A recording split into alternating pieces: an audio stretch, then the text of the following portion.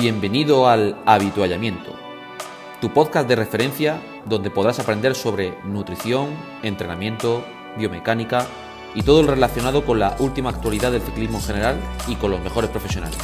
Entra y aprende.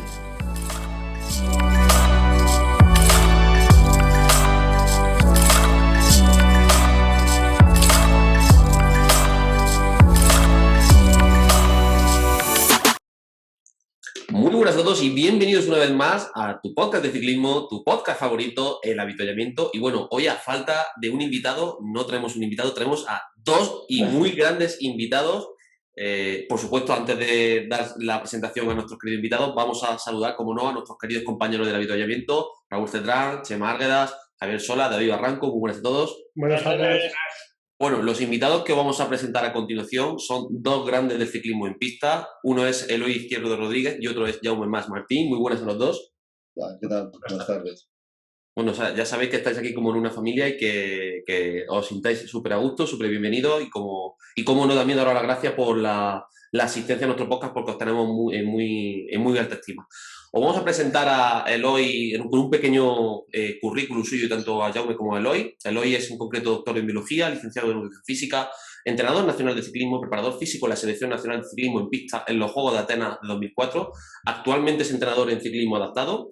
Y luego Jaume Mas es entrenador nacional de ciclismo, ex seleccionador catalán de pista, head coach de la Selección Olímpica Española de Ciclismo de pista en los Juegos Olímpicos de Atenas 2004, seleccionador también mexicano de pista en 2010, seleccionador en Ecuador también en los Panamericanos de Ruta y Pista en 2016. Actualmente es responsable del Centro de Tecnificación de Ciclismo en la residencia Blume de, perdonad mi catalán porque no controlo muy bien el catalán, disculpa, ¿lo puedes definir? Eso es.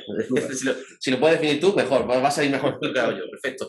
Y actualmente también es entrenador de gente normal y ciclista, según aquí la definición que nos ha pasado nuestro querido amigo Javier Sola.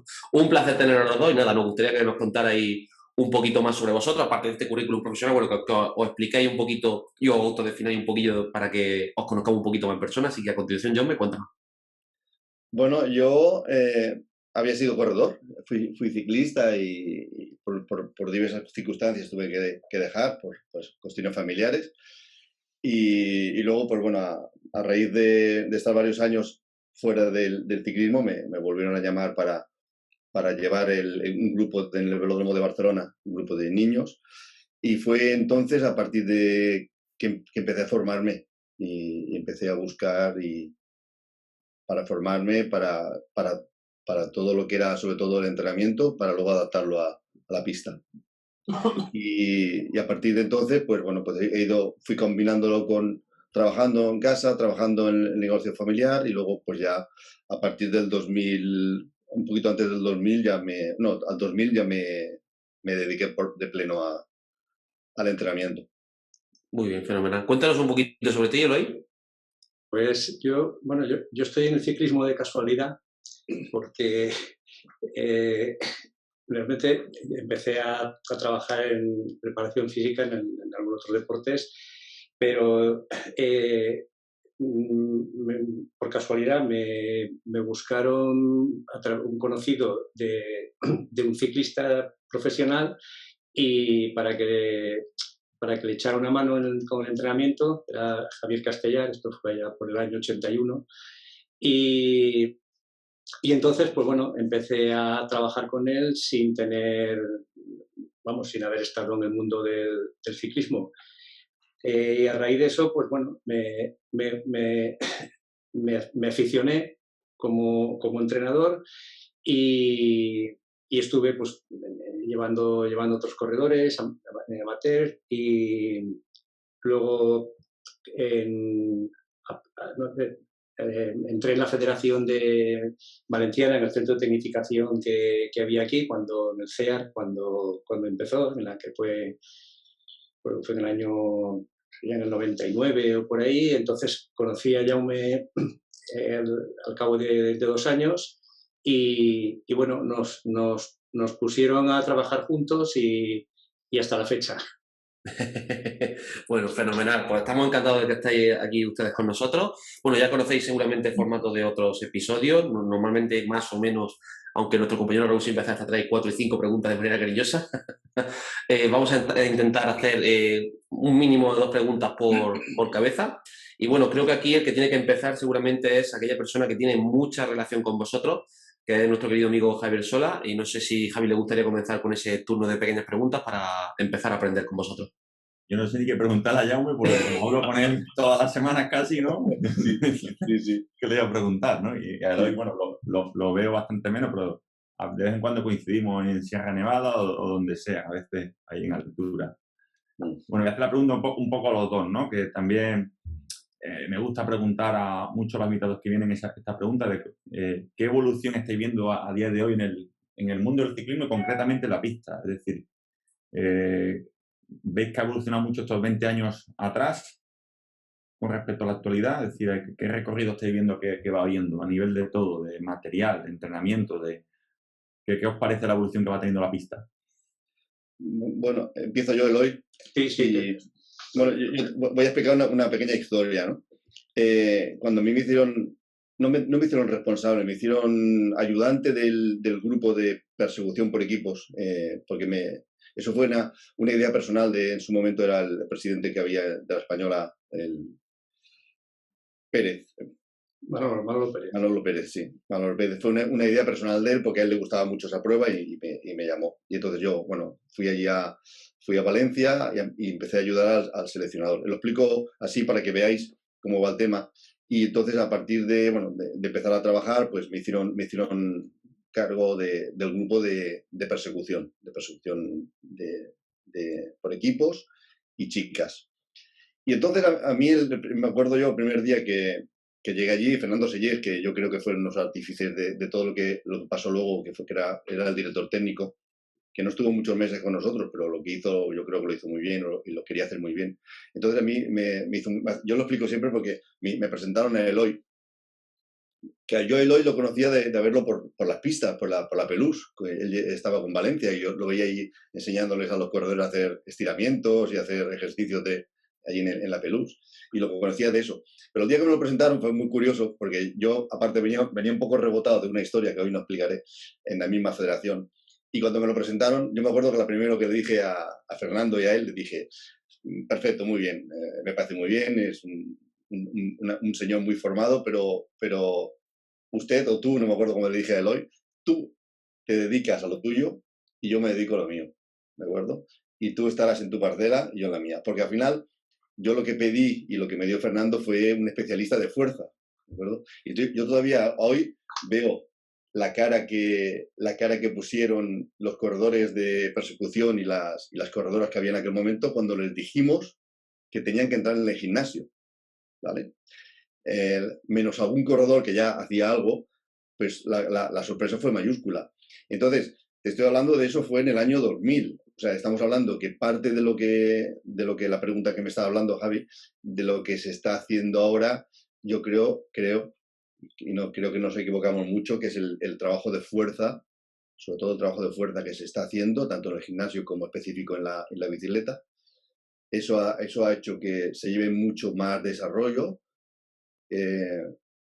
Luego también mucho la aerodinámica. Material no ha cambiado, si lo miras tú bien, el material no ha cambiado mucho, lo que ha cambiado mucho es la manera de llevarlo y la manera de trabajarlo, pero sobre todo es el trabajo de fuerza, que en aquel momento, yo te dije, en el año 2000, cuando pusieron aquella cara de asombro que tenían que entrar en un gimnasio, porque los corredores de fondo siempre eran muy reacios a trabajar el gimnasio. Y yo me acuerdo que con Eloy nos reíamos y ya digo, pasó de que decirle, no, tú aquí, yo aquí, bueno, pues ahora mismo es desde hace muchos años es el profesor, el mejor profesor que tengo en mi vida. Ahora habla Eloy.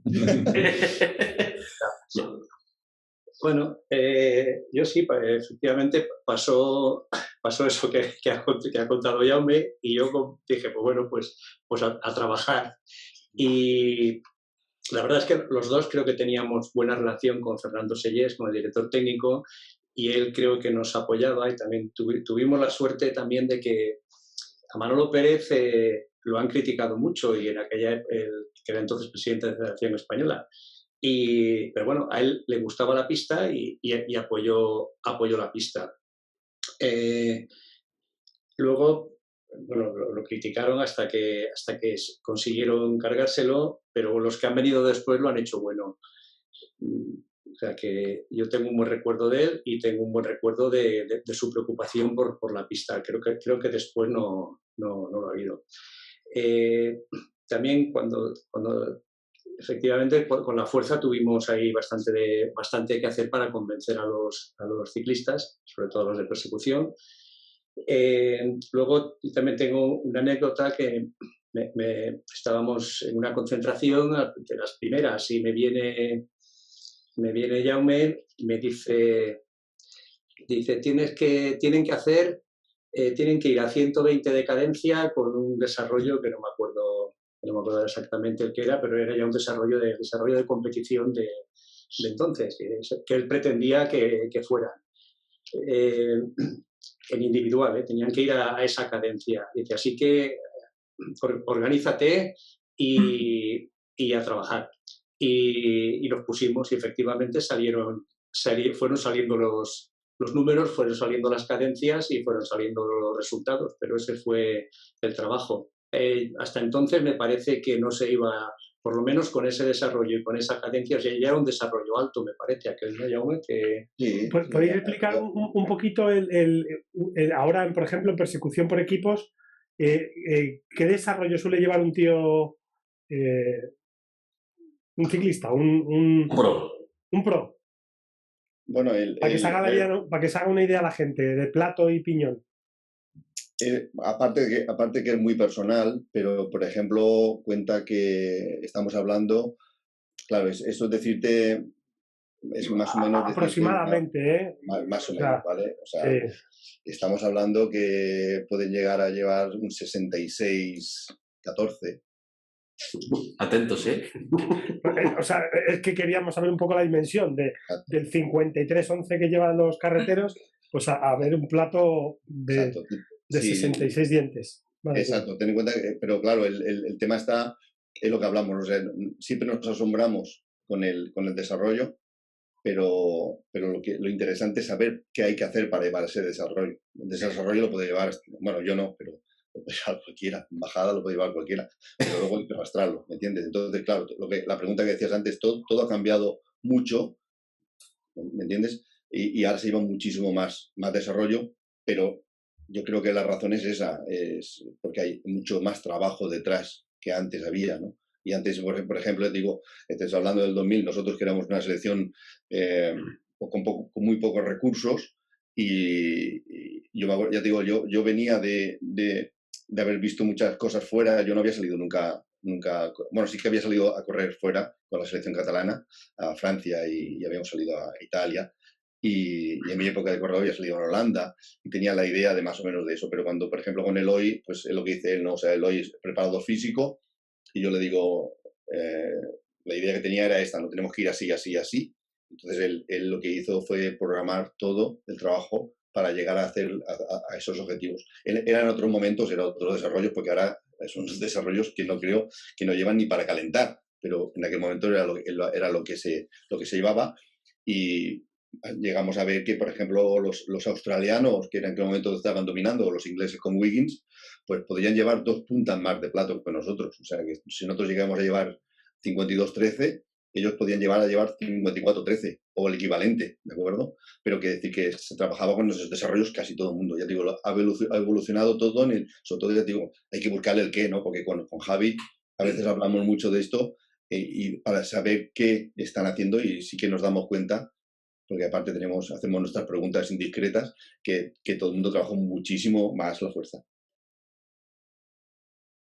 Para que el oyente se entienda un poco, o sea, cuanto más desarrollo eres capaz de llevar para una misma cadencia, pues más rápido va. Esa es la idea. La cosa es que seas capaz de montar ese desarrollo con esa alta cadencia. Una cadencia entre 100, 110, los que tengan establecido. Exacto. Al menos tú ya me lo puedo explicar, tú me lo has dicho muchas veces, sabiendo el velódromo donde estás, la cadencia que llevas y el desarrollo que llevas, más o menos eres capaz de intuir qué tiempo te va a salir, siempre y cuando se mantenga esa cadencia estable. Exacto, y eso ya te digo, es muy personal del trabajo que hayas hecho, porque depende de lo que hayas hecho de trabajo, tienes que poner en el desarrollo. O sea, no es llegar y poner un desarrollo porque crees que vais a ir mejor o porque lo llevan los contrincantes, ¿no? Tienes que ir a lo que has trabajado tú.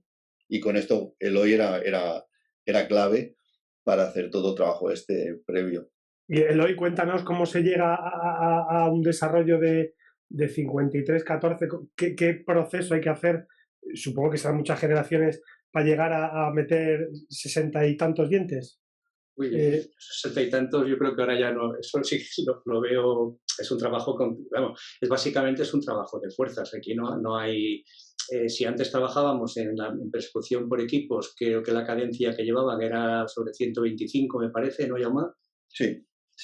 Era 125, pues ahora a lo mejor llevarán, si ahora antes hacíamos 402, me parece, ¿no? Sí.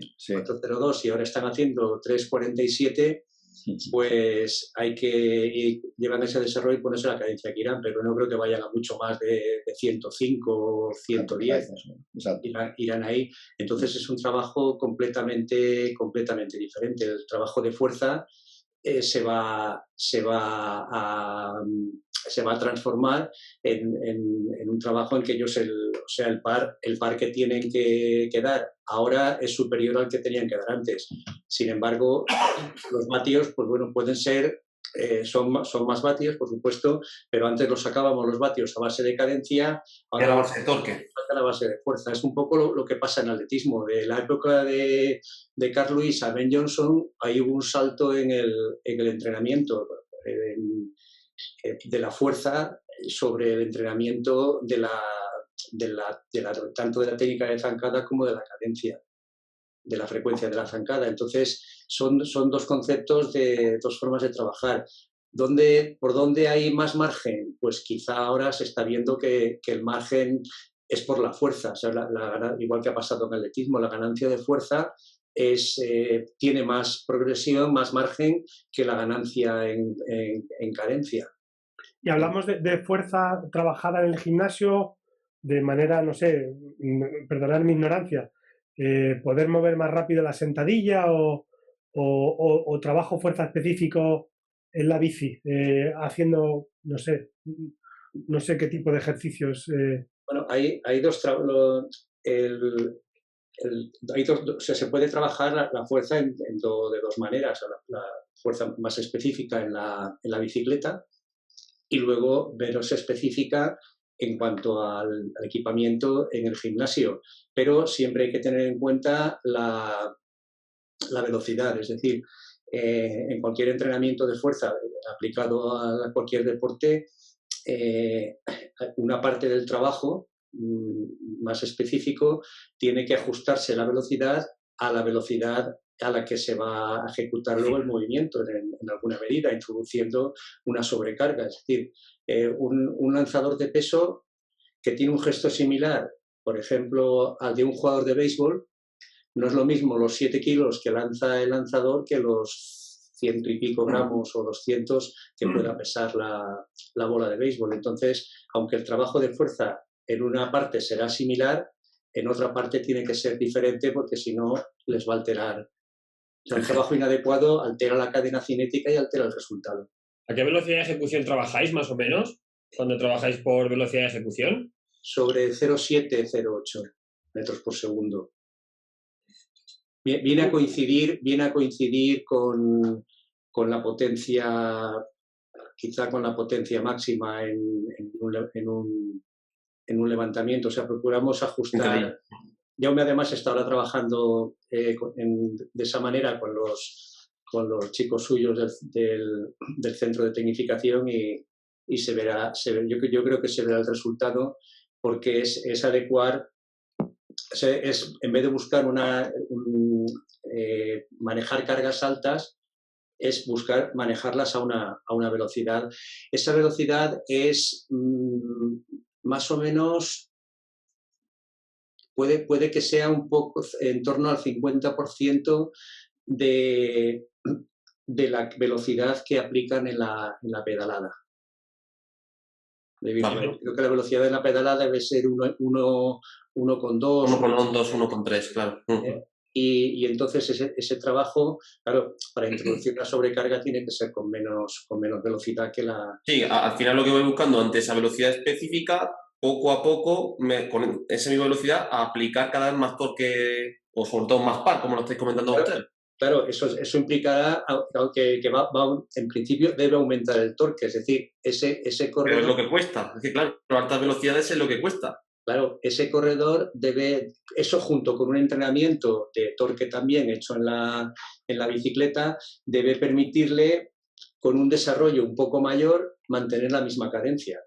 Bien, bien. Nosotros, o sea, yo estoy muy en esa... Bueno, con Raúl lo comento bastante, para los ciclistas más de carretera, estamos ahí en 0,9, 1 metro por segundo. Yo coincido también con eso. Me imaginaba que iréis a velocidades de ejecución pues un poquito más bajas, ¿no? Por los requerimientos específicos de la disciplina. O sea que, bueno, compartimos bastante esa opinión y forma de trabajo. Sí. Muy bueno. ¿Vuelve a salir el torque? ¿Qué? ¿Cómo? Que vuelve a salir el torque. Es que El torque está presente en todos los capítulos, en todos los foros, en todas las redes y en boca de mucha gente. Creo que está de moda, ¿no? Pero bueno, realmente es una de fuerzas. Yo me acuerdo cuando iba al instituto me lo explicaban. Claro, el momento de fuerza ya está, ¿no? Era aquello de la física, era la Sí, fuerza. lo que pasa que antes, ¿Eh? lo que pasa que antes estaba el torque, pero no había una forma, por decir alguna forma, de ponerle números. Y ahora sí que le podemos poner números. Y eso Claro. es una ventaja. Por curiosidad, Eloy, a ver si no digo ninguna barbaridad. 4 minutos dice que tardan más o menos en una persecución por equipos. Eso se pone en Atenas, ¿no? 3. Sí, bueno, ahora 3:46, sobre 4 minutos, sí. ¿Y tenéis monitorizado los newton medios que mueven en 4 minutos? ¿Newton medio kilo que se mueve en 4 minutos un tío de estos? ¿O no? Vale. Nosotros teníamos en aquel entonces, no sé si teníamos, creo que montábamos un SRM en el equipo, o sea, en los 4. Sí. Cuando uno iba el primero, la potencia del que después iba el primero tenía que ser la misma, o muy parecida. Entonces teníamos uno y lo montaron. No os penséis que la selección está ahí. Luego aparte había que conseguir... ¿Que no teníais uno para cada uno? No, sí, había varios, pero vamos, era complicado porque primero había que convencer al mecánico de que lo montara. Joder. Ese era un trabajo, porque decía que eso era muy complicado y no servía para nada. En verdad estabais abriendo puertas todo el rato. Cuando no era con el SRM, era con el entrenamiento de fuerza. Cuando no, macho, tuvo que ser complicada esa experiencia. Sí, mira, yo te puedo explicar un poco, porque a mí me gusta mucho, porque la idea cuando entramos, ¿de acuerdo? La idea era muy sencilla y a ver si veis ahora lo que se planteó en esos años, era de que nosotros teníamos que trabajar siempre todas las fases de la prueba, ¿sí? Por una parte era la cadencia que necesitamos, era aquella, necesitábamos mover aquel desarrollo y lo que hacíamos era trabajar la cadencia objetiva o la velocidad objetiva o la fuerza objetiva, pero en aquellos momentos nosotros al no disponer de medios, porque no teníamos nada de medios, pues lo hicimos todo un poquito... Por intuición, entre comillas, ¿no? Exacto, ¿vale? La idea estaba que nosotros para trabajar la fuerza trabajábamos con más desarrollo, a menos cadencia, un poquito más largo de lo que teníamos que trabajar. Las cadencias trabajábamos con menos desarrollo a la cadencia que necesitábamos y luego las velocidades pues las trabajamos o con series más cortas también fue muy fácil porque al trabajar en equipo eso lo puedes trabajar todo muy fácil, ¿de acuerdo? Pero todo lo que hicimos, ¿de acuerdo? Al final es como aquello a veces que dicen bueno, lo hemos hecho, pues nos ha salido muy bien, pero la idea es que si no teníamos medios, o sea, nosotros veíamos, por ejemplo, los medios que podían tener australianos, alemanes, bueno, todos, ingleses, holandeses, y nosotros los teníamos, pues íbamos con una caña y una zanahoria y se pudo hacer. Ahora, si teniendo medios y pudiendo controlarlo todo, te das cuenta que lo que hacíamos no estaba mal encaminado, en verdad. Yo pienso que es lo que hoy en día las tendencias que me quiero requejar Javi van por ahí. Es que... Exacto. Cuenta que, por ejemplo, cuando entramos, lo más sencillo que podía... Yo ya trabajaba con la selección catalana en eso, y lo más sencillo que podíamos hacer era trabajar el tema de los desarrollos con las tablas propias de cada de nuestras, ¿no? ¿Vale? Porque hasta aquel momento, pues yo me acuerdo que muchas caras de asombro cuando le estábamos diciendo que cada rueda tiene un desarrollo. ¿De acuerdo? Eso, por ejemplo, lo explicas ahora y bueno, mucha gente dice, hostia, pues sí, pero en su momento, cuando tú dices a una persona, no, perdona, pero es que 52-13 con la rueda lenticular es un desarrollo y con 52-13 con la rueda de entreno es otro. O sea, lo que podemos estar entrenando, me lo invento ahora porque ahora los números no los tengo en la cabeza, lo podemos entrenar con 8 metros y el día de la competición ponerle 7,50. Totalmente. ¿Podría explicar un poquito esas diferencias para la persona que a lo mejor no lo entienda un poco, no esté escuchando el por qué pasa eso? Cuéntanos un poco. Sí, o sea, a ver, al final el desarrollo, bueno, la fórmula me la digo de memoria ahora, creo que es el plato dividido por el piñón multiplicado por la circunferencia de la rueda. Sí. O sea, tú mides la circunferencia de la rueda y le das igual plato dividido entre piñón, circunferencia de la rueda y te sale un desarrollo. Cada tubular tiene un desarrollo diferente. Eso puede parecer ahora, sí, en aquel momento, ¿cómo va a ser eso? Es imposible. No. Sí. O sea, puede variar mucho, o sea, muchísimo. Y eso, si te varía el desarrollo, te varía la cadencia, te varía la fuerza. Te varía la velocidad y ya te cambia de velocidad de aplicación de fuerza y ahí viene la historia chula, que es lo que estamos hablando nosotros. Ahora ya me hay calculadoras muy buenas los móviles, o sea, que metes ahí todo, ¿no? Metes la circunferencia de la rueda, el plato, el piñón, la cadencia y te saca la velocidad en el ratio que avanza, todo. Pero antiguamente eso tenéis que hacerlo todo a mano, prácticamente, ¿no? Oye, bueno, a ver, ya teníamos un ordenador pequeñito y hacíamos con hoja de cálculo, ¿eh? Tirabas de Excel y andando. Estaba ya todo según, o sea, metías el desarrollo, metías la circunferencia de la rueda y ya estaba. Lo que no teníamos era el problema, pues el otro problema que había era las características por un lado el material, porque claro, como ha dicho yo, la rueda lenticular pues tiene una altura de tubular, tiene una anchura. Y eso los rozamientos, toda la variable física es lo que os más costaba, a lo mejor, ¿no? Pero aparte, es la aerodinámica del conjunto varía mucho, pero es que aparte encima luego está el tipo de pista. Nosotros a lo mejor hacíamos muchos entrenamientos en Valencia, entrenábamos en Barcelona, y claro, también cambia porque aparte ya de la humedad, la densidad del aire, todo, ¿no? Era también la densidad del aire, para que todas esas cosas, entonces, que eso ya se sabía pero nosotros no lo sabíamos. Bueno, no lo sabíamos, sí que lo intuíamos, ¿no? Porque había algo de información, sí que habíamos llegado a acceder. La información tampoco era fácil de conseguir. Antes, para conseguir un artículo, tenías que ir a la hemeroteca de la universidad, pero entonces la búsqueda no la hacías en el ordenador hasta, pues a lo mejor hasta los años, hasta el 90 o por ahí. Madre mía, no había nacido yo. Claro, es que antes te lo manda a los 5 minutos, Lois, ¿sabes? Hoy en día es que es una facilidad. Claro, desde casa tienes el artículo y antes había que ir allí, había unos manuales, eran los tesaurus que llamaban, que eran unos tochos como una enciclopedia, y allí se iban actualizando y estaban las referencias de lo que la universidad, y la universidad luego tenía el artículo o no lo tenía. En cualquier caso tenías que pagarlo. Era complicado, lo que ahora consigues en unos minutos. Bueno, con esto quiero decir que había la información en ciclismo, pues también o en deporte en general, era a base de revistas o de libros. Los libros se quedan anticuados en 4 días y las revistas, pues, o sea, que era otro mundo, ¿no? Bueno, se trabajaba también, o sea que al final, pues, si conseguías resultados, conseguías, y si no conseguías, no conseguías, intentabas ver el porqué y ya está. Como ahora, que tampoco era una cosa extraordinaria.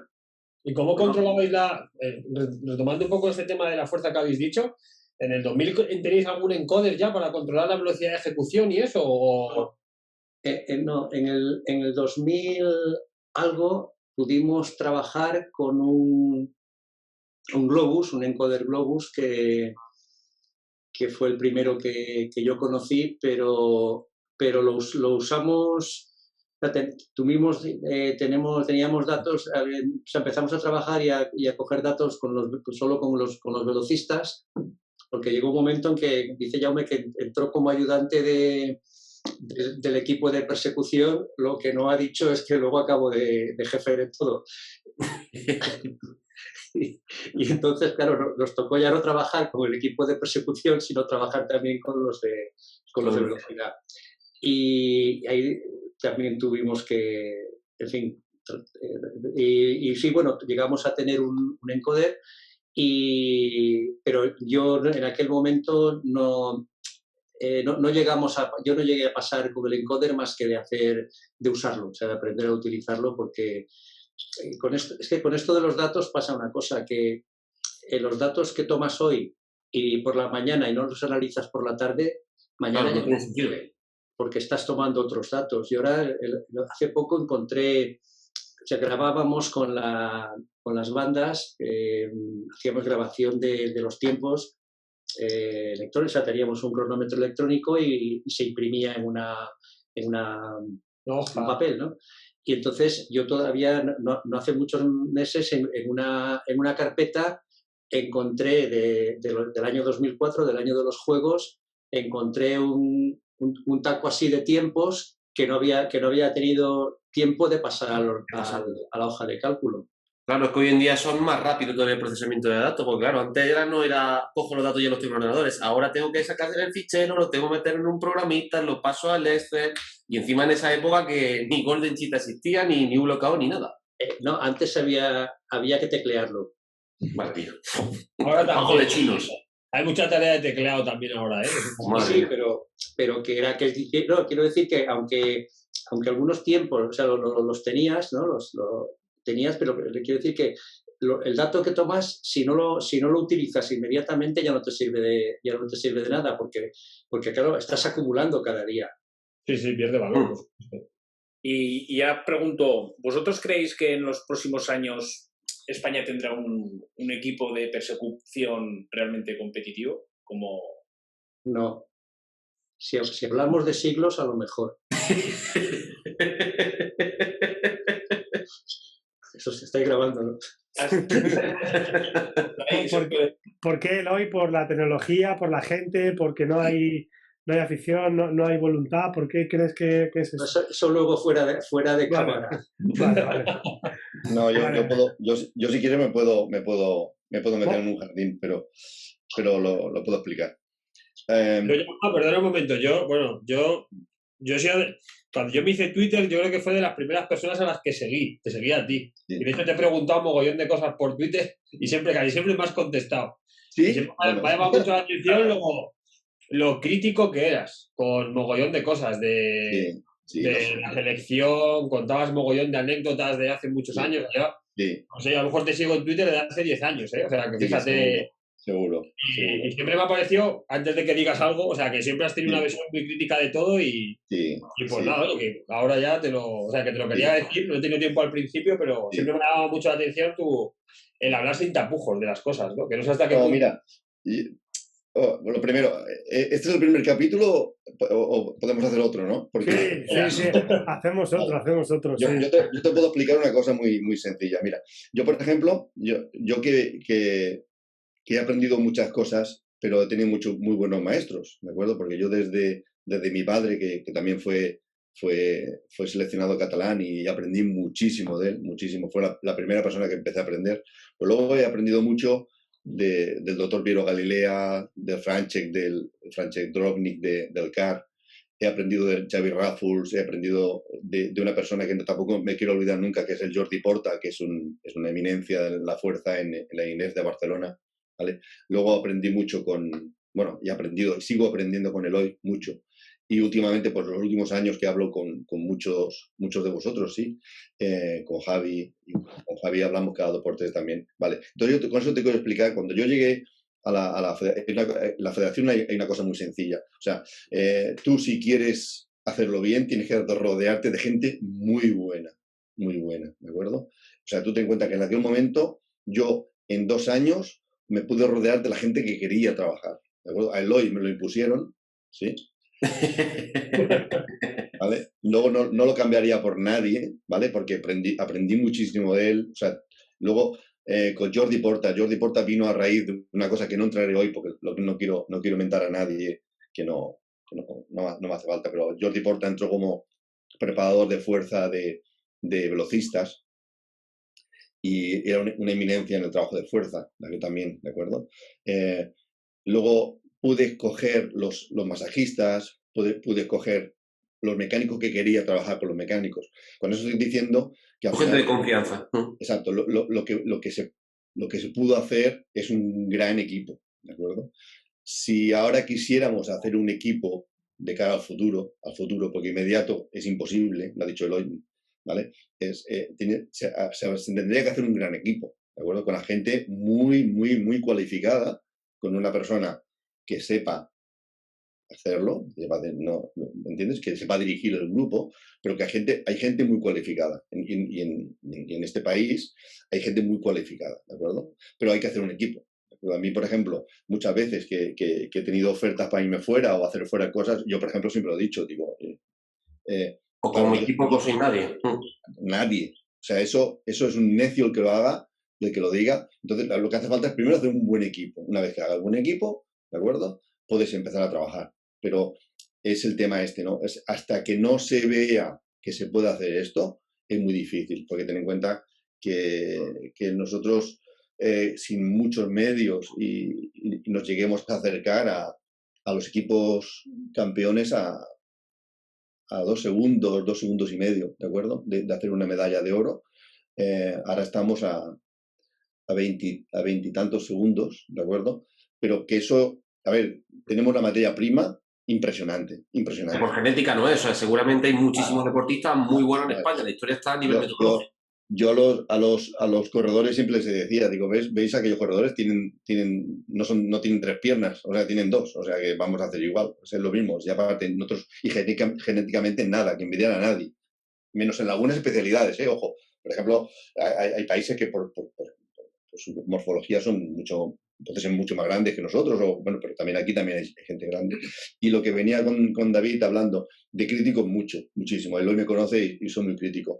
Faltan medios, ¿no? Faltan medios o gente muy preparada para llevar esto que lleve a España a un lugar importante, ¿quieres decir? Yo pienso que hace falta ponerse a trabajar y equipo. O sea, medios...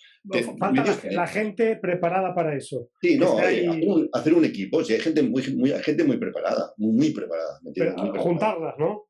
Sí, juntarlas, hacer un equipo y... cada uno vea por libre, vamos. Exacto. Uno de los errores que tenemos aquí es que nos cuesta decir mucho que hemos copiado o que estamos copiando. Entonces, hay que copiar. O sea, tú ves fuera, tú vas a una competición internacional y verás equipos que llevan como 20 personas.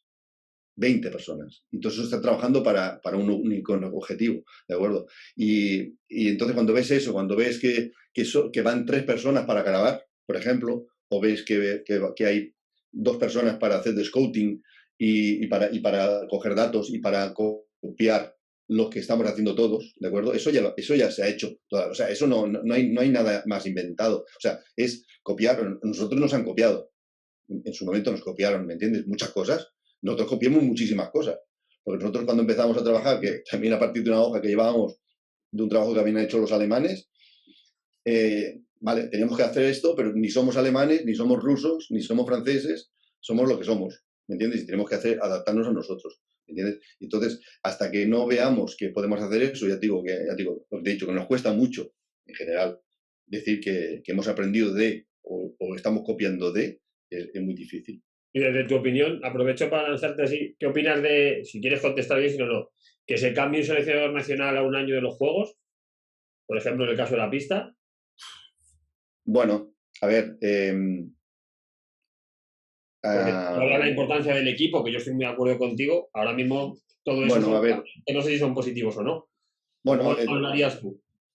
A ver, tampoco es para... Hay muchas circunstancias y hay muchas, ¿me entiendes? En esta decisión hay dos corredores clasificados para los Juegos, ¿me entiendes? Hay 2 corredores que aparte tienen 2 grandísimos entrenadores, ¿de acuerdo?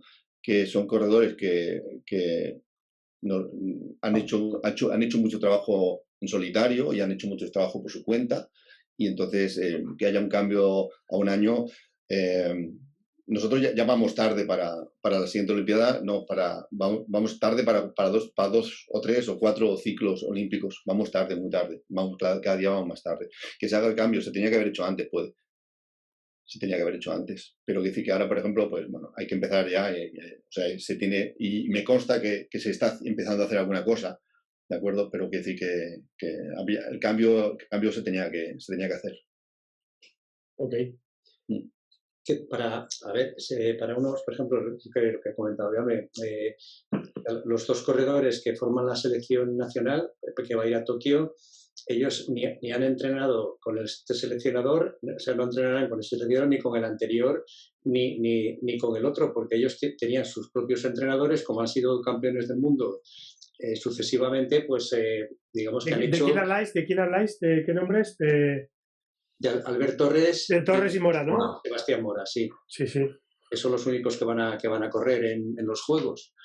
Entonces, ellos han hecho un trabajo que lo han hecho con Dídac Navarro y con Javier Zaunero, que son sus técnicos personales, y entonces o sea, el seleccionador que vaya pues va a ser pues el acompañante, el que va a ir allí. O sea, no es seleccionador de nada, no tiene nada que seleccionar, y aparte vamos a suponer que hubiera llegado por las circunstancias que sean, se encuentra con una selección entera, pues a estas fechas tampoco puede hacer nada. O sea, no ha sido un cambio, digamos que es un cambio que es irrelevante, y aparte es un cambio que no sé por qué es, ni me importa. Lo que sí que estoy convencido, porque es lo que he visto, que los cargos técnicos en la Federación de Ciclismo no son cargos técnicos, son cargos que han jugado un papel político, o sea, han sido moneda de cambio en un momento dado. O sea, el llegar a seleccionador muchas veces hay algo detrás que no, o sea, no es un equipo cerrado que está o no está en función de sus resultados, sino que está en función de otras cosas. De todas las formas, por lo que quiero entender así leyendo entre líneas, me supongo que aparte de lo que es el ciclismo en ruta, parece que la pista siempre ha estado un poquito ahí, o la han tenido, o no la han tenido que puede tener en otros países, y aquí en España lo que ha sido siempre el ciclismo en carretera es lo que dices tú, obedece todo más a historias, digamos, de sillones a nivel de política, de federaciones, o sea, a nivel federativo, porque es que si no, no tiene otra explicación. Y recuerdo yo, y no me quiero meter en ningún jardín, con Leiro Laverría, por ejemplo, un follón de 1000 pares de narices, porque había obtenido había sido medalla olímpica y luego no la llevaron, y un follón con la federación también. No sé, irán por ahí los tiros, me supongo. Porque es que luego también la pista, en este país, el ciclismo, o sea, el ciclista bueno es el que sube un puerto antes que nadie. Es lo que veo. O sea, aquí luego el ciclista es el escalador, y la pista se utiliza o se ha considerado en ocasiones, porque no hay que tener en cuenta que en España hay muchos velódromos. Y tuvimos muy buenos corredores y ha habido muy buenos corredores de pista, pero no, o sea, ha habido corredores buenos de pista porque han salido. Sí. Yo pongo el ejemplo de, aquí dices que ahora no salen corredores, eso lo hemos oído, o sea, los hongos salen, las patatas se siembran y se cuidan. Entonces, el ciclismo, como cualquier deporte, puede que algo tenga que salir, la semilla tiene que tener unas cualidades, pero luego hay que cuidar, hay que cultivarlo, hay que trabajarlo. Entonces, se espera que un corredor en carretera, pues bueno, claro, si hay 100.000, pues a lo mejor alguno tiene que llegar a profesional, pero en la pista no es tan fácil, no es lo mismo. La pista tiene que haber una voluntad de que se trabaje. Es como hay deportes como, por ejemplo, la gimnasia artística, o hay voluntad de que haya gimnasia artística y que haya nivel de gimnasia artística, se trabaja con grupos pequeños, concentrados en un sitio y entrenando con todo el apoyo, pues eso no sale adelante. En otros deportes, pues en fútbol es más fácil que salgan mentes privilegiadas, pero en gimnasia, por muchas condiciones que tenga un chaval, es muy difícil que pueda destacar si no se le trabaja, si no se le busca, no tiene posibilidades de mostrarse. Por ejemplo, perdona, Javi, habla. No, que es inversión, creo. Que ahora el otro día está viendo noticias de que lo probó Track Pit de Román, ¿no? Que estaba Italia en el túnel del viento, vienen de estar concentrados en altura, es decir, están todo el año trabajando sin parar. Es una línea de trabajo importante. Y aquí llevamos sin hacer nada de eso, pues no sé, mucho tiempo, ¿no? En ese aspecto. ¿Y por qué pensáis creo. Que, por ejemplo, hemos tenido hace poco medallas en el Campeonato de Europa, en Mundial, en Junior, y luego no, cuando se dan el paso a profesionales ya se les corta un poco? ¿Por qué creéis que ocurre eso? ¿O a qué razón se debe? ¿No? Porque en realidad es un reconocimiento muy bueno para el corredor y para la marca que le paga y le representa. ¿Por qué creéis que una vez que llegan a profesionales se les corta y ya parece que la pista no forma parte de la vida deportiva de ciclista? Eso sobre todo en España, ¿no? Estamos hablando, porque luego si os dais cuenta en otros países... Me refiero a España un poco porque, bueno, estábamos hablando un poco de la cantera y de que si hay, que si no hay, por lo que como estaban comentando ahora. ¿Por qué pensáis que ocurre eso? O cuando os ha pasado incluso a vosotros, porque vosotros teníais corredores que eran profesionales, algunos de ellos. ¿Cómo conseguisteis hacerle entender al equipo que estaba bien que hiciesen la cuarteta, por ejemplo, en persecución como vosotros? Porque Castaño estaba corriendo en profesionales, si mal no recuerdo, y luego compitió con vosotros. Bueno, eran, bueno, aparte que eran otros tiempos. Y por ejemplo, pues en aquel momento, cuando llegamos, aparte de querer hacer lo que he comentado antes del equipo, en principio, pues nosotros pudimos disponer de la gente que tenía compromiso para hacer pista, ¿de acuerdo? En este caso, como dices tú, David, por ejemplo, cuando llegamos, en principio de profesionales, aparte de que aparecían siempre, yo siempre hemos dicho con esta palabra, paracaidistas, ¿no? O sea, tú se estaba entrenando con corredores, eso lo había vivido yo desde fuera, estabas entrenando todo el año con un corredor y llegaba al campeonato del mundo y se llevaban un corredor profesional, ¿de acuerdo? Y aquel corredor profesional, como es normal, pues el resultado era muy malo, ¿de acuerdo? Porque vienes y directamente van a... Vale. Entonces, cuando empezamos a trabajar nosotros, lo primero que intentemos es que la gente tuviera compromiso. Entonces, en aquel momento, con el equipo que tuvimos, no había, o sea, eran todos corredores amateurs, ¿sí? Entonces, viene a ser un poquito lo que creo yo y veo yo fuera, que cuando estos equipos grandes, como ejemplo australianos, ingleses, italianos, sobre todo franceses, los corredores es al revés que pensamos nosotros. O sea, nosotros vemos a un corredor bueno, profesional y lo queremos. No, ellos forman al corredor y este corredor pasa por todas las especialidades o sea, pasa por todas las edades de pista y luego es profesional. Eso lo ha hecho con todos. Porque Viviani, yo me he hartado de verlo que no era profesional. Viviani Gani. Lo hemos visto, ¿me entiendes? O sea, lo hemos visto corriendo en un equipo amateur, se ha hecho bueno y luego ha sido profesional. Entonces, él le debe a la pista lo que le ha debido. Y en el equipo, ellos negocian. O sea, Filippo Ganna, ¿me entiendes? Filippo Ganna, que hasta ahora lo conoce todo el mundo, pero hace 4 años era campeón del mundo de persecución, Sí. Pero él viene de la pista. Entonces, se forman en la pista, son profesionales y luego vuelven. Los australianos hacen lo mismo. En Reino Unido igual, fijaros en Wiggins y Cavendish. Pero todos los países que trabajan de esta manera lo hacen así, de esta manera. O sea, los suizos, todos los suizos que veáis, salen de la pista, son profesionales y luego vuelven cuando les llaman, venid para aquí, que vamos a correr. Y entonces vienen, tienen este compromiso, ¿de acuerdo? Y aquí es muy difícil, aquí siempre estamos con lo mismo, vamos a buscar a este, no, perdona. O sea, hemos tenido grandes corredores de pista, que son, pero yo creo que no puedo hablar por ellos, ¿no? Pero ellos también se ven con aquello que puede que hayan estado maltratados y no quieran volver. muchas veces, ¿de acuerdo? O quieren, o que no ven que haya. O sea, tú plantéate una cosa, si tenemos aquí en años un equipo súper competitivo, que adelanta a todo el mundo.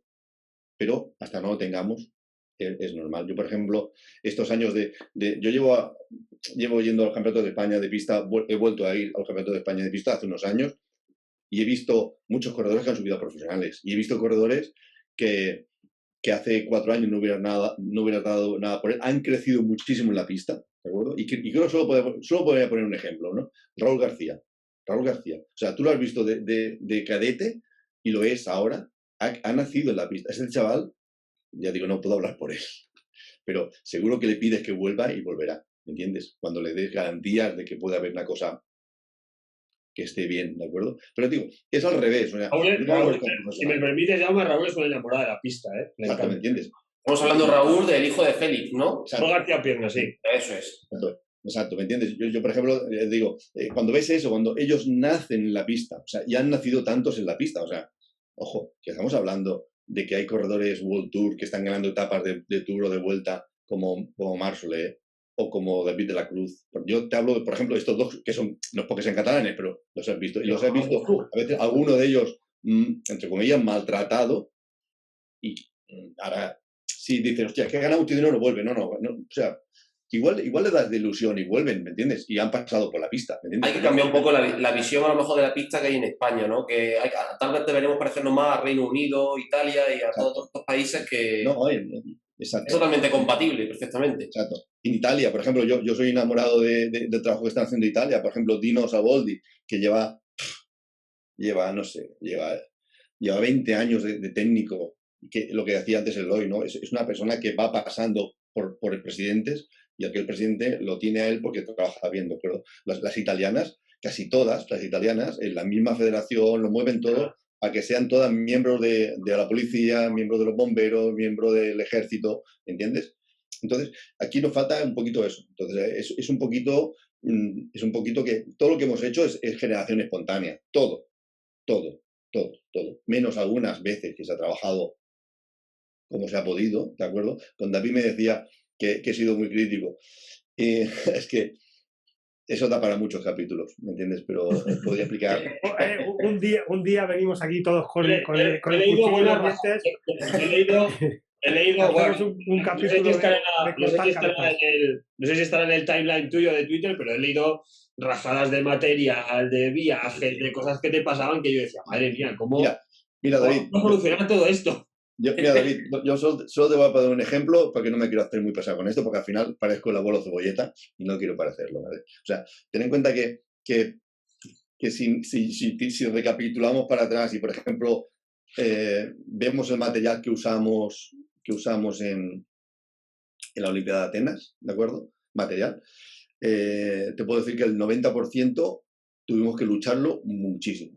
A nivel hasta personal y a nivel hasta de pagarlo a nivel personal. O sea, cuando pasa esto, luego no tienes otra que rajar. Y ahora voy a dar una anécdota con Eloy, que nosotros, fíjate, que hacemos lo que ha sido uno de los mejores éxitos del deporte español, aunque mucha gente no lo ha tenido en cuenta, que por ejemplo hacer una medalla en una persecución por equipos en una Olimpiada, y la primera intención que tenemos los dos, no hace falta ni hablarlo, es marcharnos de todo lo que habíamos pasado. O sea, ¿me entiendes? Un poco, ¿no? Y no voy a dar nombres porque tampoco vale la pena, ¿no? Pero podría rajar, pero bien, ¿me entiendes? Y rajar en cuanto a que mucho, o sea, hubo mucho trabajo de meternos palos en la rueda, no sé por qué. Al final piensas y dices, bueno, pero que... Y ya digo, sí, crítico, Eloy me conoce, yo era toca cojones, y, ¿me entiendes? Y pedía, y como tiene que ser, pedía. Porque yo fui allí a trabajar, yo no fui a la Olimpiada a salir en la clausura, yo fui a trabajar, no fuimos a ver, lo que Eloy lo sabe, ni un partido de nada, o sea, no fuimos a trabajar, y todo era trabajar. Y hicimos muchísimas horas, muchísimas. Hicimos una nueva forma de trabajar, que luego se fue al garete, ¿me entiendes?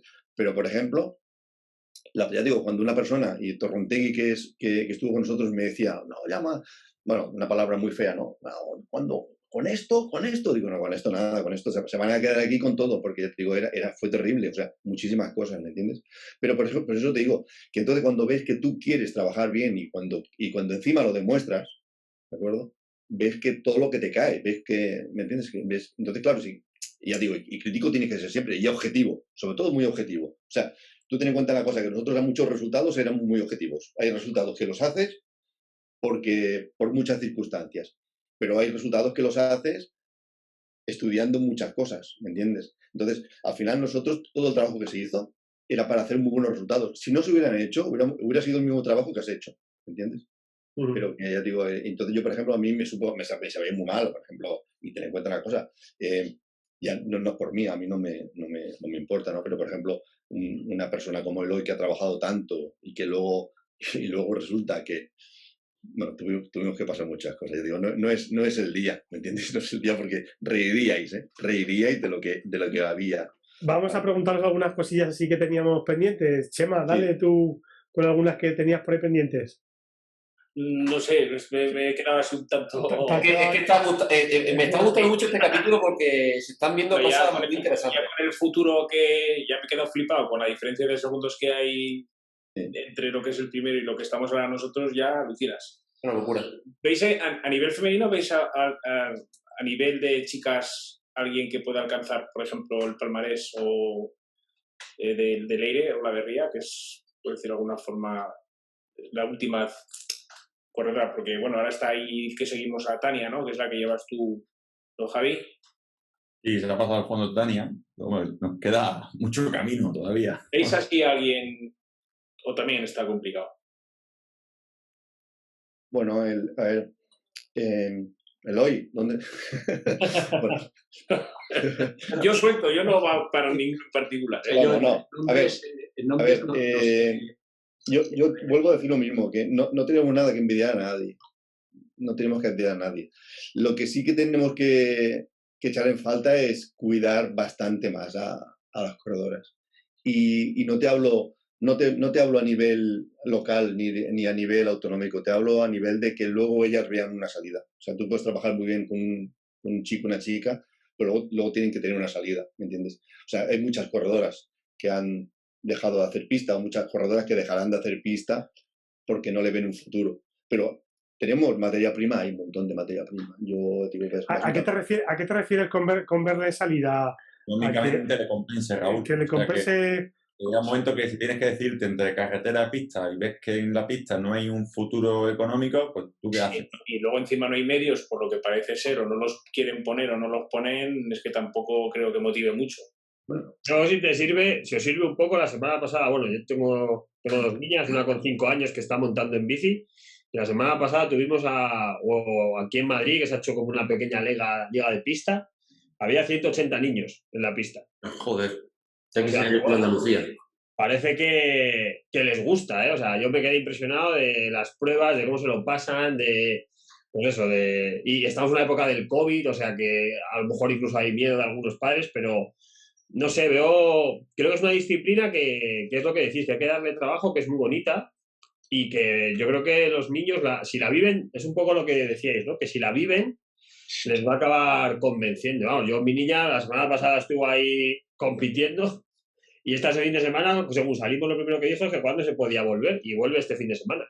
Sí. O sea que les está gustando mucho, ven que es un ambiente cerrado, que luego no hay el peligro del mountain bike o del ciclocross de caerse, o sea, les está gustando mucho, macho. O sea, yo me he quedado alucinado, yo que no lo he vivido como corredor, pero de pequeñitos además a dar vueltas ahí en ese peralte que yo me acuerdo que de cicloturista me llamó un día Carlos Hernández, que entonces acaba de terminar de ser profesional, para hacer un test de Cooper ahí en el velódromo, y cuando llegué allí y vi semejante pared torcida, casi me da un patatús cuando me tengo que poner a dar vueltas ahí. Ves a los críos y alucinas, macho. Se lo tienen que pasar en grande. Sí. Yo digo, vamos, encantado. O sea, que parece que semilla va a ver luego cómo la cuidamos, ¿no? Lo que decíais. Que son patatas, ¿no? Ya las estamos plantando a ver qué hacemos con ellas luego, ¿no? Sí. ¿Hay relevo para Torres y Mora? ¿O viene alguien por detrás con esas características o es complicado? ¿O hay que cuidarlos todavía mucho, que nos duren mucho? No, sí, es que el relevo para Torres y Mora es cualquier cadete dentro de 10 años que se esté trabajando con él como hay que trabajar. No, Torres y Mora no son, o sea, tienen unas cualidades innatas, pero como eran ellos hace 20 años, debe haber 500 en España.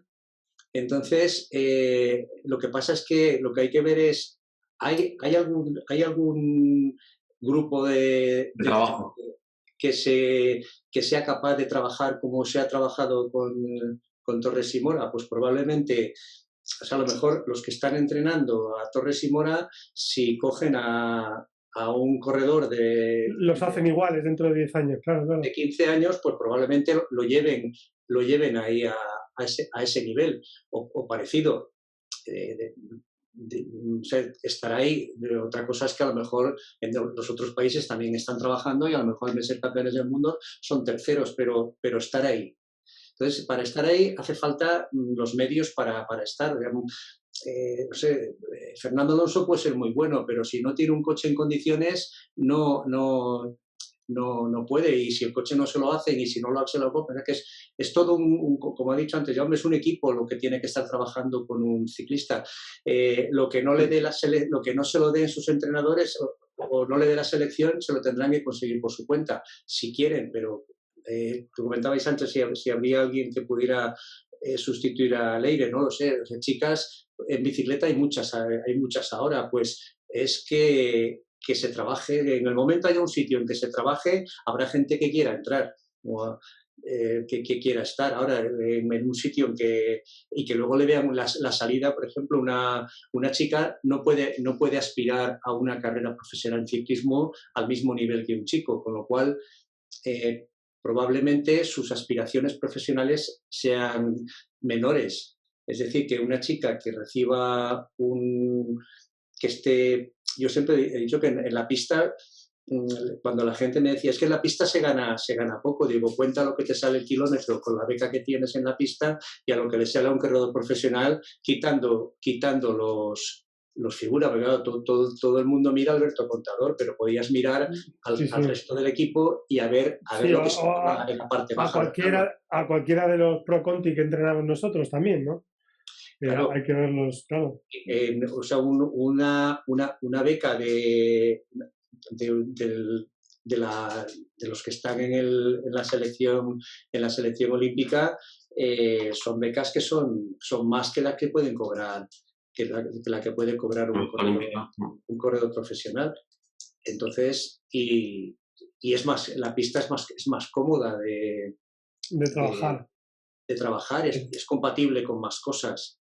Sí. Entonces, no es tan... Claro, es que vemos ciclismo profesional, sí, los primeros, pero el jefe de fila, pero los otros que están... Nosotros estamos en este mundo y claro, la gente no sabe el número 15 no sé, del Movistar, que no sé cómo se llamará el chaval, o del Caja, pues no saben lo que hay detrás de esa familia, que tienen que estar estudiando, que se tiene que pagar sus cosas o ya no te digo o de un Burgos o de un equipo, yo qué sé, del Radio Popular, que llevo yo alguno, ¿no? O del EFAPEL.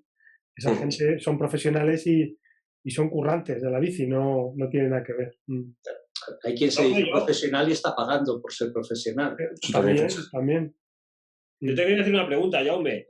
Ahora estás como trabajando con la base, ¿no? Por lo que nos has dicho. Sí. ¿Sí? Y, o sea, ¿en qué consiste tu trabajo ahora con la base? O sea, ¿qué estás intentando hacer ese equipo? ¿Qué quieres? ¿Sacar algún atleta de rendimiento? ¿Quieres darles valores para la vida? O sea, ¿cómo es? O ¿con qué objetivo te planteas ahora porque supongo que cambiará un poco de coger una selección nacional a lo que estás haciendo ahora? Entonces, ¿cómo te planteas tu trabajo? ¿Qué objetivo tienes ahora con esta nueva línea en la que estás? Bueno, yo ahora estoy trabajando con un grupo de seis corredores, o sea, son pariedades, son 3 chicas y tres chicos, en una residencia, que están residentes de lunes a viernes, y en principio son corredores, bueno, en principio no, son corredores que hacen las dos especialidades, carretera y pista, ¿de acuerdo? Entonces, en principio lo que estamos haciendo, llevamos solo 5 años, este es el 5.º año, ¿vale? Ya han pasado años muy duros hasta que nos hemos establecido bastante, y entonces cada año creo que iremos mejorando. ¿Cuántos años tienen, perdona, con los chicos con los que estás? Pues tienen, bueno, empiezan en tercero de eso, tercero y cuarto, primero y segundo de bachiller. O sea, empiezan. Claro, cadetes. Exacto. Entran con 15, 14, 15 y se marchan con 18 cuando acaban el bachiller. Entonces, mi trabajo se basa solo, en teoría, en estos 6 corredores, ¿no? 6 corredoras y corredoras. Entonces, lo que sí que estamos intentando hacer estamos haciendo desde hace 3 años un plan de tecnificación que ya se había hecho en Cataluña, porque aparte en ciclismo habíamos sido pioneros hace muchos años. Estoy hablando desde el 90 ya había centros de tecnificación. Antes del 90 había centros de tecnificación y trabajábamos todos los velódromos un poquito al unísono, ¿no? Entonces eso poco a poco pues se fue, no perdiendo, pero no se fue trabajando igual, y hace unos años pues intentó volver a hacer. Yo siempre digo intentó porque es una cosa que lo intentes, otra cosa que lo puedas hacer. Pero ahora, por ejemplo, llevamos hace 3 años que estamos haciendo todo un trabajo, intentamos hacer un trabajo de tecnificación. Lo primero, haciendo lo que le llamaríais antes una batería Eurofit, más o menos, lo hemos adaptado un poquito al ciclismo y lo que estamos haciendo, y ya digo, y los resultados son muy buenos desde hace 3 años, y estamos haciendo pasar a todos los corredores que hacen pista o que quieren pasar por las pruebas una batería de test que le podéis llamar curva de potencia, lo podéis llamar como queramos, ¿no? Y entonces, Power Profile, que queda más chulo ahí, ¿no? Power Profile, ¿no? Exacto. Y con eso podemos al final determinar quién puede trabajar, con quién se puede trabajar muy bien, bastante bien. Los datos son muy interesantes y empezamos a trabajar con eso. Y luego, pues, por ejemplo,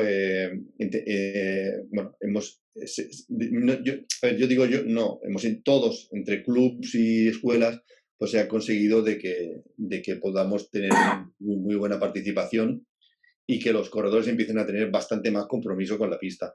Entonces, lo que queremos en unos años, que ya lo hemos conseguido en 4 años, es que Cataluña volviera a ser, por lo menos estuviera en el medallero, ¿de acuerdo?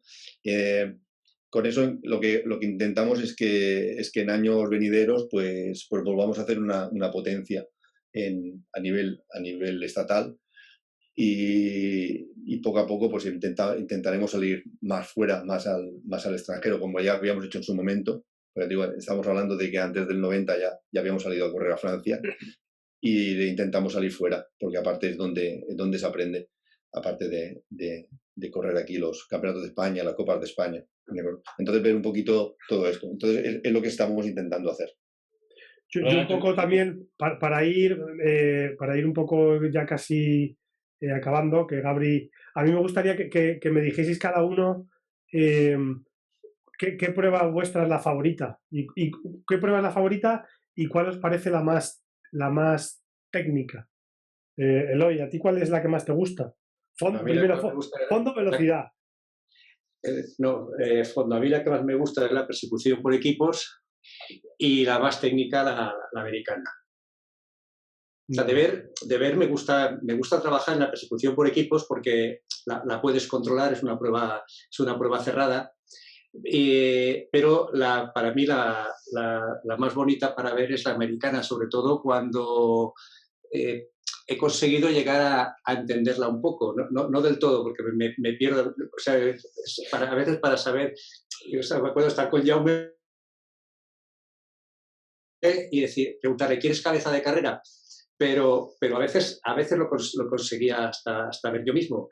Pero es una prueba que es muy técnica, y es una prueba en que la inteligencia de los dos corredores es algo ahí ver, en fin, no sé, es la prueba que esas son mis dos favoritas. Jaume, ¿cuál es la que más te gusta? Yo bueno, le tengo que copiar la respuesta. Pero las dos, o sea, la persecución por equipos, lo primero porque es la base de toda la pista en los dos géneros. Es la prueba que puedes trabajar todo para todas las pruebas individuales y es la más técnica, o sea, como ha hecho Eloy, lo puedes controlar todo. Ten en cuenta que una de las cosas que tenemos en la pista que es todo controlable y todo lo puedes controlar, ¿de acuerdo? O sea, no es aquello, la parte los tienes allí y los tienes dando vueltas, lo estás viendo en todo momento, todas las fases de todo lo que estéis trabajando lo podéis llegar a ver, ¿no? Y luego, pues, como dice la americana, yo aparte que había corrido americana y siempre digo que la última carrera que corrí en mi vida la hizo en el Palacio de Deportes de Madrid, en los 6 días de Madrid, imagínate. Yo estuve en la última edición de chaval, de crío. Pues yo estaba allí corriendo. Y habían dos pruebas, había la prueba de profesionales, la prueba del porvenir, le decían los 6 días del porvenir, pero esa prueba te da muchísimo técnica, te da saber estar en carrera, te da trabajar con otra persona, ¿de acuerdo? Bueno, te quedas con estas dos pruebas. Y luego de estas ya vienen todas, pero estas son las bases. O sea, primero la base es la persecución por equipos, y de ahí va todo. Pero luego la Madison es también muy técnica. Madison Pues es que Gabri tenía ahí, no sé, preguntas que, Javi, tú estás ahí muy callado, macho, que es el que más sabe de esto de nosotros 5. No, estás ahí callado, tío. Estás hablando yo escucho directamente, me gusta aquí escuchar. Yo he preguntado un poco ya lo que decía, ¿no? Que habían visto de evolución y demás. Y tampoco se han ido tampoco de preguntarle, la verdad. Bueno, Gabri tenía que... Tengo un compromiso ya que acabamos. No sé si tenéis que comentar alguna cosilla más, compañeros. Yo para mí personalmente es uno de los podcasts que más me ha gustado de todo lo que hemos hecho y con invitados. O sea, yo pienso que nos están dando una experiencia y una vivencia que eso no se muestra en los libros, lo que ellos están mostrando sobre todo. Entonces, la verdad que yo muy contento personalmente, agradecer la asistencia tanto a Jaume como a Eloy. No sé si tenéis alguna aportación más, algún proyecto, si queréis anunciar algo también, Jaume y Eloy. Me ha gustado mucho porque hemos hablado poco nosotros, sobre todo. Sí. Un proyecto que tenemos, un siguiente webinar que hablaremos de fuerza y si me deja que le llame Eloy, te llamaré para preguntarte algunas cosas. Un webinar que tenemos con David y Jaime. Yo voy a aprovechar una pregunta para Eloy que se me ha olvidado. Eloy es el entrenador de Ricardo Ten, que es una máquina entre ellos. Y a ver si un día nos puedes hacer que venga Ricardo aquí al podcast porque creo que es una pasada. Yo coincido con el CAR y cuando ves el tío, el afán de superación que tiene y la alegría que tiene a todas horas, yo me quedé acojonado el año pasado. Cuenta quién es Ricardo, Javi, cuenta quién es Ricardo porque es alucinante. Esta gente le dicen de broma, soy Ricardo, ¿a qué quieres que te gane directamente? ¿No? Pues, o sea, me quedé asombrado. Vi esta jugada allí al ping-pong allí con Mora y decía, pero esto parece surrealista directamente. O sea, es una persona que perdió algún... Sí, le faltan las dos manos y una pierna. Y es que no sé ni cómo. Yo creo que Eloy tiene que definirlo él directamente. Ricardo eso es una persona que te da... O sea, además, estar con él está muy bien porque aprendes a no quejarte de nada. Exacto. Y porque tiene una vitalidad y una forma de ver las cosas y luego como deportista yo por ejemplo le he prohibido comprarse una bicicleta de montaña hasta después de los juegos porque es que se mata por ahí, si no. Lo veis ir en bicicleta en carretera y lo veis en Sierra Nevada, él bajaba, cuando estaba allí entrenando, él bajaba el puerto con los profesionales, o sea, no tiene, no lo dejan, bajando no lo sueltan de rueda. A Juan Pelope y a Mateo lo soltó de rueda, que decían allí comiendo un día, y dice, joder, es que ha bajado y nos ha soltado de rueda. Entonces él luego lo que pasa es que él ha sido fácil trabajar con él porque claro, él ya venía de la natación, o sea, él ha sido medallista en natación, campeón del mundo olímpico, creo que ha sido en 4 o 5 paralimpiadas con natación. Entonces él pasó al ciclismo, el entrenamiento, cuando empezamos y nos pusimos a hacer series en la pista, él decía, si esto es como la piscina, pero puedes hablar, o sea. Ya sabía lo que era sufrir, ¿no? Sí, exacto, que ya venía con ese trabajo hecho. Entonces, y la bicicleta encima le gustaba mucho desde pequeño. Él tuvo un accidente de pequeño y perdió los 2 brazos y una pierna por debajo de la rodilla y los 2 brazos, uno por encima del codo y el otro por debajo del codo. Pero bueno, él es completamente autónomo para todo. Y luego es eso, cuando te dice que quieres que te gane, ojo, no te pongas con él porque te gana, ¿no? Me ha dicho a competir porque te gana. Muy bien, muy bien. Pues nada. Pues oye, un placerazo, ¿eh? Me ha encantado. Sí. Igualmente, encantado de estar con vosotros. Le llamamos, David, le llamamos para que nos cuente algo de fuerza, ¿no? Y un día, si no te importa, Eloy, te podemos llamar David y yo y te preguntamos alguna cosa de fuerza. Sí, lo que queráis, pero tened en cuenta que yo no soy un experto en fuerza. Más que yo y bueno, que David, ¿no? Pero más que yo seguro, ¿sabes? O sea, no tengo inconvenientes en contar lo que sé y lo que no sé decir que no lo sé. Pues eso. Yo si quieres, Javi, tú que tienes más contacto con ellos, me gustaría pasarte lo último que hemos hecho así de investigación de fuerza y que me des tu opinión un poco, si quieres, para que veas lo que hemos hecho y tal. Yo encantado Javi tiene mis datos, no hay ningún problema en que los comparta y cualquier cosa, o bien en grupo o personalmente, lo que queráis a vuestra disposición. Te paso lo último que hemos hecho así de investigación y fuerza, que Javi lo tiene seguramente, pero vamos, se lo refresco para que lo tenga y si me quieres dar tu opinión al respecto o quieres aportar cosas. Yo quería preguntar una cosa a vosotros que estáis muy acostumbrados a trabajar con el perfil de potencia y tal, que a ver, en ciclismo, lo que es el ciclista de carretera o el ciclista de pista en fondo, toda la primera parte hasta el minuto, esa parte del perfil, ¿para qué sirve? ¿Para qué se mide?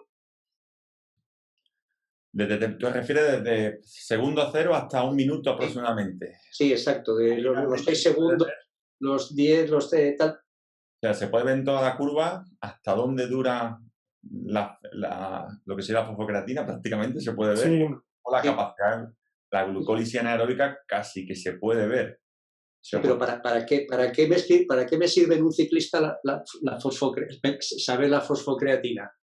A ver, no es que te sirva realmente, sino tú ves justo ahí cuánto es capaz de sostenerla. Hay gente que te aguanta 10, gente que te aguanta 13 segundos, 12, pero tú dices, mira, si tengo un sprinter... Y también un poco la repetibilidad con la fatiga también. Al final, cuando tú te pones a analizar, cuando se ponen a analizar los sustratos energéticos que llevan un sprint de 30 segundos, por ejemplo,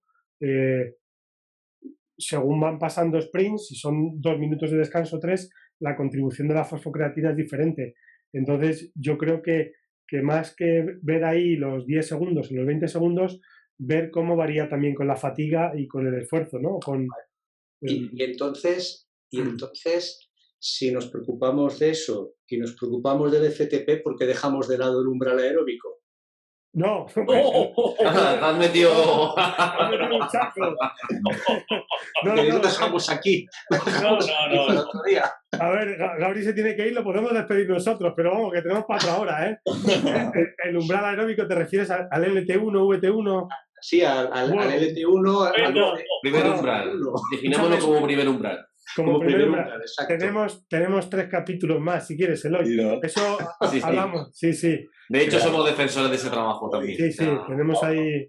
Si me permitís, te lo vamos a enseñar, ¿vale? Si me permitís, si otro día hacemos otro, el segundo capítulo, me gustaría entrar en alguna cosa del tema del lactato, ¿de acuerdo? Pero que si queréis, yo lo tiro ahí, ¿eh? Digo, si queréis hacer un segundo capítulo y podemos hablar desde la experiencia nuestra y lo dejamos para ese día. O sea, ya sabéis que nos tenemos que ir Gabri nos despide y seguimos aquí un poquito si quieres, ¿no? Sí, yo creo que sí, vamos a hacer eso. Venga, Gabri. Bueno, adiós. Que te tienes que ir. Bueno, hasta luego. Gabri se va a quedar con ganas.